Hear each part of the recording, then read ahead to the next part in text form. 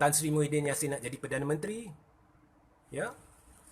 Pada mulanya saya tak kritik Muhyiddin ni sebab dia Perdana Menteri. Tetapi di negara ni kita ada hak kalau kita rasa dia tak berjaya lah. Boleh suarakan pendapat, tak ada masalah. Siapa-siapa pun boleh. Dia tidak ada undang-undang, hanya boleh bercakap kalau nak kata setuju Muhyiddin berjaya. Kalau dia tak, kau rasakan dia tak berjaya, kau kena tutup mulut. Itu dah dictatorship critical. Jadi, setelah lama saya bertahan, saya isytiharkan Muhyiddin gagal sebagai Perdana Menteri.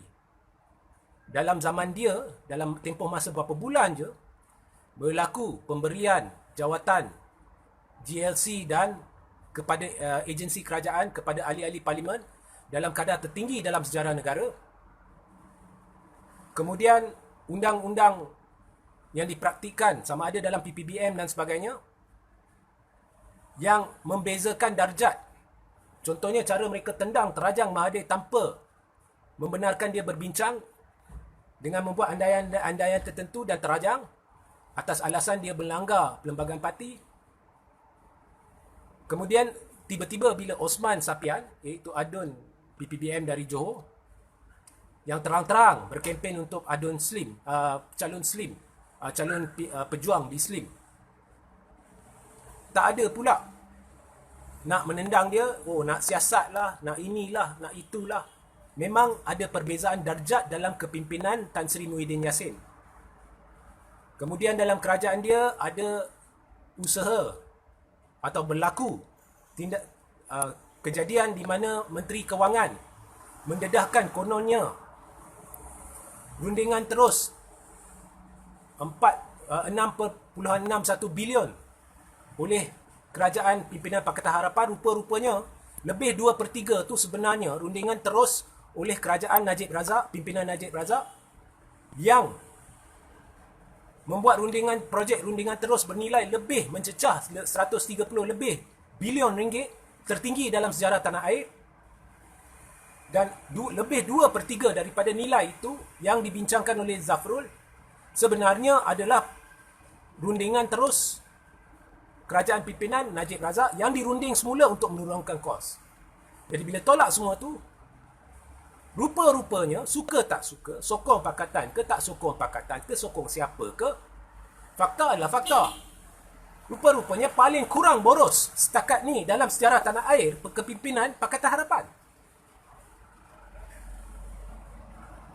Kemudian itu secara tidak langsung, cara Zafrul mendedahkan di parlimen tu sebenarnya tak lengkap dan ada unsur-unsur yang saya berpendapat penipuan.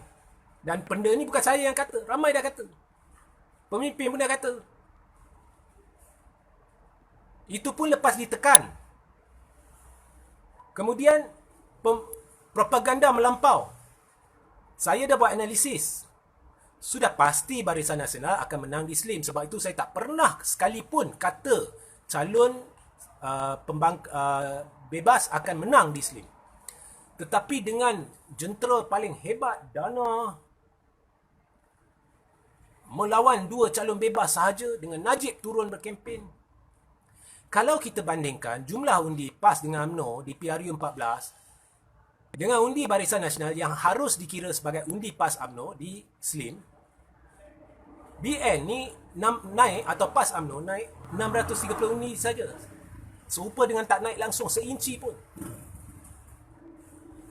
Manakala itu calon bebas yang parti dia hanya diumumkan tak sampai 2 minggu sebelum PRK, yang masih belum daftar, berjaya pecahkan benteng UMNO. Ramai pula tak keluar undi mungkin sebab tunggu parti itu didaftar.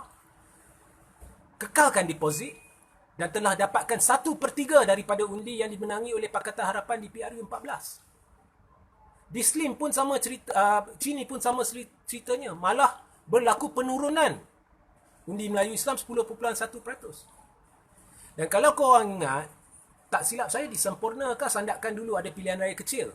Walaupun calon BN tak bertanding, tapi calon tapi Barisan Nasional dan Najib turun berkempen bersama PBS, sokong PBBS ke apa.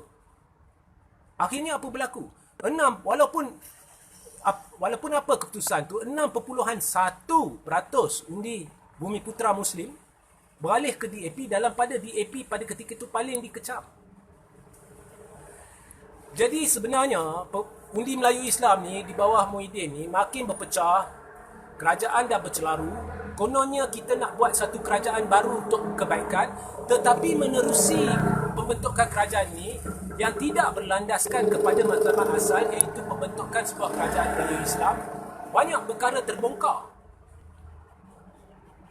Rupa-rupanya ini tak betul, ini sebenarnya tak diberitahu kepada kita dengan jelas. Jadi ada baiknya juga benda ni berlaku. Ada baiknya. Sebab banyak pembohongan terhadap rakyat oleh pelbagai pihak. Jadi dari segi itu kita juga perlu ucapkan terima kasih kepada Tan Sri Muhyiddin Yassin, sebab secara tidak langsung beliau membantu membongkarkan semua ini. Secara tidak langsung. Tapi apa pun bagi saya, pendapat saya, kegagalan terus pentadbirannya.